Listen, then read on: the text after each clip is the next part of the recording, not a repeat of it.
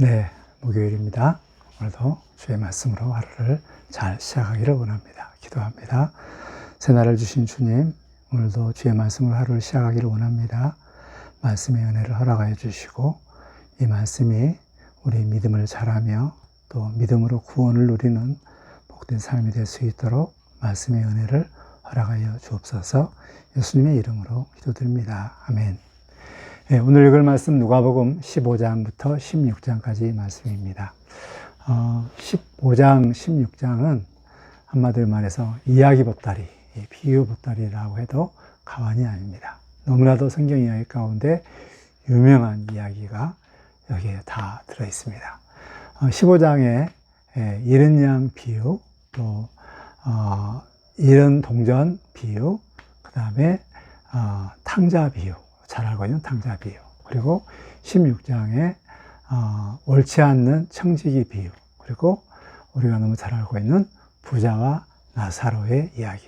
참 재밌는 이 스토리들이 참 많이 있는데 이 스토리, 이 비유 이야기들을 우리가 지금 기존 우리가 알고 있었던 이런 생각에서 좀 이렇게 전체적인 성경, 정말 이 비유가 무슨 말을 하려고 하는지 본래의 의도들을 좀 찾아서 정리했으면 좋겠다라는 생각이 듭니다. 15장은 세 가지 비유가 있는데 여기에서 우리가 주목해야 할 것은 예수님께서 왜 이 비유를 시작하게 했는가, 이 이야기 시작하게 한 그 사건을 우리가 유심히 살펴보면서 이 세 가지 비유를 한 목적이 무엇인가를 우리가 정확히 찾아낼 수가 있는데 그 시작이 뭐죠? 그것은 이제 세리와 죄인들이 예수님께 말씀을 들으러 온 거예요. 그래서 예수님께서는 세리들과 죄인들을 맞이하고 또 그들과 함께 말씀을 가르치고 그들과 함께 식사를 하면서 이런 교제를 나누고 있습니다. 이 모습을 본 이 바리새인, 그 다음에 또 서기관들이, 야, 정말 예수는 저 세리들, 앞잡이들, 로마의 앞잡이들, 인간 쓰레기 같은 저 세리들과 함께 어울리고 죄인들과 함께 교제한다네 라면서 이런 수근수근 거린 것을 보고 우리 예수님께서 세 가지 비유를 이렇게 합니다.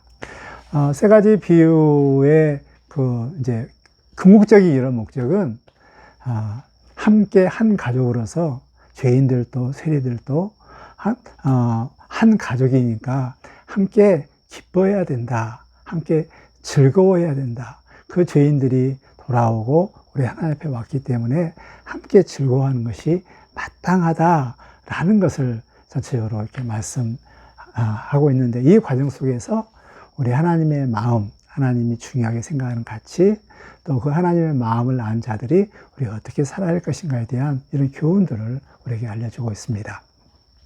세 가지 비유가 공통적인 것이 뭐냐면 잃어버렸다라는 것입니다. 양을 잃어버렸고, 그 다음에 한 드라크마를 잃어버렸고, 또 한 아들을 잃어버렸습니다. 또 공통적인 게 뭐냐면 잃어버렸을 때 정말 굉장히 찾을 때까지 찾고 찾았다는 것입니다. 여기에 만약에 100마리 중에 한 마리를 잃어버렸을 경우에 그 주인의 마음은, 목자의 마음은 아홉 마리의 마음이 있는 것이 아니라 잃어버린 한 마리에 있고 그 9마리를 이렇게 놓아두고 한 마리를 찾을 때까지 찾는다는 이런 것입니다. 또 처녀가 10드라마크 중에 한 드라마크를 잃어버렸을 때 이것을 찾을 때 등불을 켜고 또 온 집안을 다 샅샅이 쓸면서 그리고 찾을 때까지 찾는다. 굉장히 열정적으로 찾는다는 이런 것을 우리가 알 수 있고, 잃어버린 탕자의 이런 돌아왔을 때 집 나간 이후로부터 아버지는 끝까지 돌아올 때까지 기다리고 기다렸다. 돌아올 때까지 기다리고 기다렸다. 그리고 돌아왔을 때 금방 알아보고 했다는 만큼 하여튼 계속 돌아올 때까지 기다렸다. 뭐 찾을 수가 없기 때문에 기다렸다라는 이런 공통점이 있고요. 또 세 번째로는 만약에 찾았을 때 그때 모두 다 이웃과 친구와 함께 우리 함께 즐거워하는 거예요. 야, 내가 잃어버렸던 양 한 마리를 이렇게 찾았으니까 다 이렇게 정말 즐거워한다. 우리 함께 즐거워하지 않겠느냐? 이런 질문을 통하여서 함께 즐거워하는 것이 마땅하다라는 것을 이야기하고 있죠. 뭐 한 드라마카를 찾았을 때 친구와 이웃과 함께 또 함께 즐거워하는 것. 돌아온 탕자가 돌아왔을 때 송아지를 잡고 풍악을 울리면서 함께 즐거워하는, 함께 즐거워하자 이렇게 요청하는 것입니다.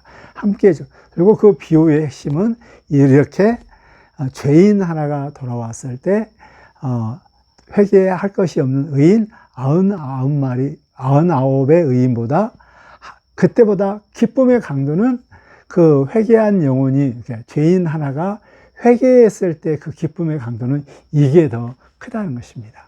동일하게 뭐 이른 양 한 마리 찾았을 때, 또 한 드라마칸을 찾았을 때, 둘째 아들이 돌아왔을 때, 그때 너무너무 기뻐하다는 것이에요. 그래서 정말 이렇게 죄인들 또 세리들이 다 돌아왔을 때 당연히 우리 예수님은 이렇게 맞이해주고 기뻐하는 것은 당연하다는 거예요.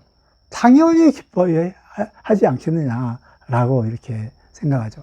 특별히 이제 그 잃어버린 양 비유는 마태복음하고 누가복음하고 그 문맥이 좀 차이가 있는데, 잃어버린 양의 이런 그 마태복음에 보면은 교회 생활 중에, 교인 중에 혹시 실족하여 잃어버렸을 때, 이제 그때 이런 그 교회 가운데 있는 잃어버린 영혼이라면, 누가복음에서 잃어버린 양은 죄인 세리들, 즉 밖에 세상에 있는 사람들이 세상에 대한 찾고 찾는 이런 모습입니다. 밖에서 죄인 하나가 이렇게 돌아왔을 때 우리 하나님은 너무너무 이렇게 기뻐하다는 그런 의미입니다. 근데 기뻐를 해야 되는데 이 바리새인과 세리들은 기뻐하는 예수님 보고 이렇게 수근수근거리고 비난하는 거예요. 이것은 마치 누구를 비유하냐면 돌아온 탕자의 중에 큰 형의 역할입니다. 아버지는 너무 기뻐하고 즐거워하는데 집에서 일하고 돌아왔을 때 풍악이 울리니까 무슨 소리냐 했더니 당신의 동생이 돌아와서 아버지가 저렇게 기뻐한다. 그러니까 너무 심통난 거예요. 너무나도 화가 나는 거예요. 그래가지고 밖에 있을 때 아버지가 야, 우리 같이 오자. 또 이렇게 즐거워해야 되지 않겠느냐 했을 때 아버지, 내가 지금까지 아버지를 위해서 이렇게 한 번도 어기지 않고 또 염소 하나 또 잡아달라는 이야기도 하지도 않고 열심히 일했는데 정말 나에게는 이렇게 잘 대해주지 않고 뭐 돌아온 아들이 돌아와서 송아지를 잡아주면 이게 말이 되느냐라고 이렇게 했을 때 아버지가 타이르죠. 큰아들 타이르입니다. 얘는 죽었다가 살아났기 때문에 또 이 아버지 것이 다 네 것이 아니냐, 기뻐하는 것이 맞다, 우리 함께 기뻐하자라고 큰아들을 타이른 것처럼 지금 바리새인들, 세리들은 탕자들이, 죄인들이 돌아오면 기뻐해야 되는데 기뻐하지 않는 거예요. 그랬을 때 이 바리새인과 세리들에게 우리 함께 죄인들이 오는 것 기뻐하자, 즐거워하자, 한 가족으로 맞이해주자 라고 하면서 이야기를 통해서 세 번의 이야기, 얼마나 강조합니까? 정말 죄인 하나가 돌아왔을 때 얼마나 하나님의 기쁨이 있고 또 죄인 하나를 찾기 위해서 얼마나 찾은가, 또 돌아왔을 때 얼마나 하나님의 기쁨이 충만한가를 이렇게 보여주는 것을 볼 수가 있는데요. 참 이것은 우리 하나님께서 그렇게 죄인 하나가 돌아왔을 때 기뻐한다는 것을 이렇게 우리에게 강조하는, 세 번이나 강조하는 아주 중요한 하나님의 기쁨의 그 이유를 설명하는 것이기 때문에 정말 우리가 하나님을 사랑한다면 죄인 하나가 돌이킬 수 있도록 정말 힘을 써야 한다는 것, 헌신해야 한다는 것, 이것은 우리의 마땅한 일입니다. 죄인 하나가 하나님 앞에 회개하며 돌아왔을 때 우리 하나님은 너무 기뻐하신다는 것. 나 주의 기쁨 되기 원하네. 어떻게 내가 하나님께 기쁨이 되게 했는가? 그것은 죄인 하나가 돌아왔을 때 그렇게 즐거워하신 하나님, 죄인 하나를 회개시켜서 돌아오게 해서 하나님을 기쁘게 해주자라는 이런 마음들을 가지는 것이 정말 하나님을 사랑하는 자의 이런 바른 모습이라고 생각이 듭니다. 15장의 핵심적인 이 비유는 죄인 하나가 돌아왔을 때 함께 즐거워하자. 그리고 그 하나님을 우리가 즐거워할 수 있도록, 하나님께 기쁨이 될 수 있도록 지인 하나를 열심히 이렇게 돌아올 수 있도록 힘을 쓰자라는 것이 바로 15장의 중요한 비유의 핵심적인 내용입니다. 반면에 16장은 옳지 않은 청지기의 비유, 그 다음에 바리새인들이 돈이 좋아하는 것들, 그 다음에 부자와 나사로에 대한 이야기인데요. 특히 옳지 않은 청지기의 이런 비유는 좀 이렇게 난해한 이런 부분들이 없지 않아 있습니다. 분명히 예수님께서는 옳지 않는 청지기를 이렇게 칭찬을 하거든요. 이제 청지기가 제대로 일을 하지 아니하니까는 나 잘라버리겠다, 너 세마라 그랬을 때 이 청지기가 얼마 남아있는 이 기간 동안에 살 길을 찾거든요. 그 살 길을 찾는 게 뭐냐면 문서를 위조합니다. 문서를 위조해가지고 자기 살 길을 찾는 이 모습을, 비유를 다 하는데, 이 비유 끝난 다음에 우리 예수님께서 이 비유를 통하여서 하려고 했던 이런 말씀들이 무엇인가? 그것은 첫째, 불의한 재물로 친구를 사귀라라고 했습니다. 그러면 그 친구가 영원한 처소를 마련해 주겠다라는 것인데요. 참 이 말씀을 우리가 좀 잘 이렇게 해석을 해야 됩니다. 불의한 재물로 친구를 사귀었다면 그 친구가 영원한 처소를 마련해 줍니까? 아니다는 것이죠. 그래서 이 불의한 재물로 친구를 사귀어도 영원한 처소는 마련하지 못한다. 이 재물에 대한 이 부분들에 대한, 그리고 이제 그 나중에 또 계속 비유를 말하면서 불의한 것에 충성하라. 그래야만이 좋은 것들도 맡길 수 있다. 남의 것들에 충성해야 한다. 자기 것들 이렇게 계속 이야기하면서 좀 그 기회에 있을 때 충성해야 된다라고 이렇게 말씀하면서 제일 마지막에 우리 하나님께 주님께서 교훈했던 내용이 하나님과 재물을 겸하여 사귈 수 없다, 섬길 수 없다라는 이 말씀을 하고 있습니다. 그래서 이 비유가 이제 재물에 대한 것에 대해서 제자들은 재물에 대해서 정말 정확하게 정리를 해야 되는데, 그 불의한 청지기가 주인의 명을 어기고 그 재물들을 이렇게 이 사문서를 해가 자기 살 길을 열어놓은 이 부분들은 어쩌면 굉장히 그 두 주인을 섬기지 못하는, 정말 주인을 섬기든지 재물을 섬기든지 하는데 두 주를 섬기지 못하는 이런 불합리한 이런 내용들이 나오게 되는데, 우리 제자들은 정말 하나님과 재물을 겸하 사귈 수 없다는 것을 생각하면서 정말 하나님 것에 대해서 우리가 힘을 다해서 섬겨야 되는, 특별히 우리에게 주어진 혹시 이러한 불의한 재물이라든가 여러 가지 그런 기회들이 있을 때 그래서 성실하게 좀 살아갈 수 있도록 하는 이런 자세들이 필요하다. 이런 교훈으로, 즉 기회를 주었을 때 그 기회를 살리는 데 최선을 다해야 된다. 하나님께 불의한 재물을 줬다면 이 재물 가지고도 선한 일에 도모할 수 있도록 하고, 정말 하나님께 주신 여러 가지 작은 일도 우리가 최선을 다해서 기회를 살릴 수 있도록 해야 된다. 그렇지만 이 재물과 하나님은 동시에 섬길 수 없다는 것을 생각하면서 우리는 항상 주인 되신 우리 하나님을 잘 섬겨야 된다라는 이런 말씀들을 하고 있습니다. 좀 어렵죠? 참 이렇게 어려운 이런 부분들이 없지 않아 있지만, 우리 예수님께서 하시려고 했던 핵심적인 말씀, 하나님과 재물은 겸하여 섬길 수 없다라는 것에 이런 교훈들을 생각하면서 정말 우리에게 혹시 주어진 여러 것들을 위해서 최선을 다하고 기회를 살려서 하나님의 일을 도모하는 이런 삶을 살았으면 좋겠다라는 교훈들을 우리에게 줍니다. 그리고 또 여기에 또 이제 그 바리새인들이 돈을 좋아하기 때문에 이 이야기를 들으면서 비웃거든요. 그러면서 바리새인들이 생각하는 율법과 서기관 이런 것들은 이제 요한의 때까지고, 이제 새로운 세계는 우리 주님이 오실 때 새로운 세계라는 것을 보여줍니다. 또 나중에 비유 보면은 그 간음에 대한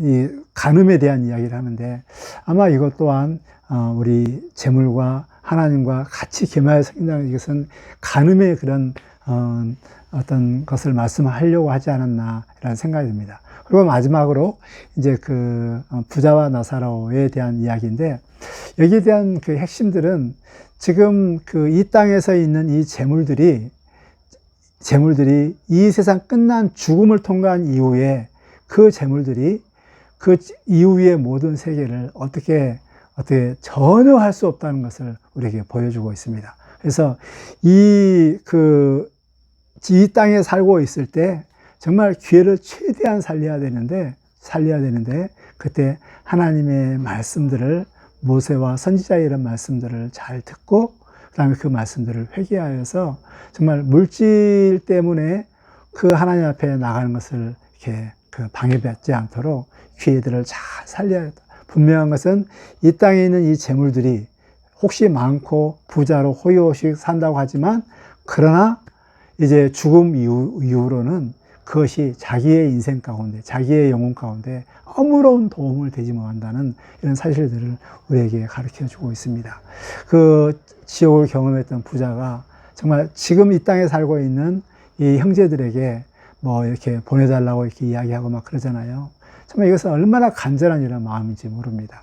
우리는 이런 사실들을 알고 이 땅 가운데 있을 때, 정말 기회에 있을 때 최선을 다해서 믿고 또 하늘의 상급을 쌓고 정말 주님 원하는 이런 삶들을 살아낼 수 있는 이런 지혜로운 이런 삶을 사시기를 주의 이름으로 축복합니다. 16장에서는 정말 제자들이 재물에 대해서 어떤 관점을 가지고 살아야 될 것인가에 대한 이 부분들을 분명히 말씀해 주고 있습니다.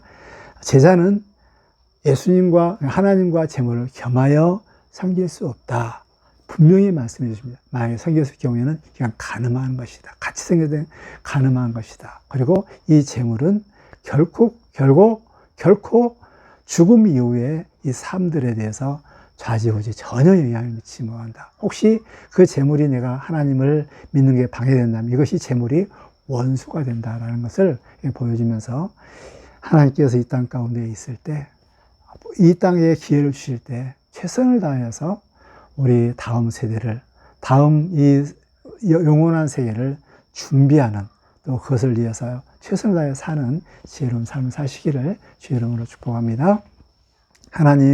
하나님의 가장 기뻐하는 이유를 알았사오니 죄인이 회개할 수 있도록 이 일에 혼신을 다하여 힘을 쓰게 하여 주옵소서. 우리 하나님께서 찾고 찾은 것처럼 사람을 통하여서 찾고 있사오니 우리의 손길을 통하여서 죄인을 찾고 잃어버린 자를 찾아 우리 하나님께 기쁨이 되는 이런 삶을 살아낼 수 있도록 도와주시옵소서. 이 땅 가운데 하나님을 믿는데 방해되는 가장 큰 원수가 재물입니다. 하나님, 정말 이 하나님을 최우선 나의 주인으로 모시며 살 수 있도록 우리 하나님 도와주시고, 이 재물 때문에 하나님을 믿고 하나님을 믿는데 방해되지 않도록 항상 하나님을 먼저 생각하며 하나님을 나의 주인으로 모시며 사는 우리의 삶이 되게 하여 주옵소서. 예수님의 이름으로 기도드립니다. 아멘.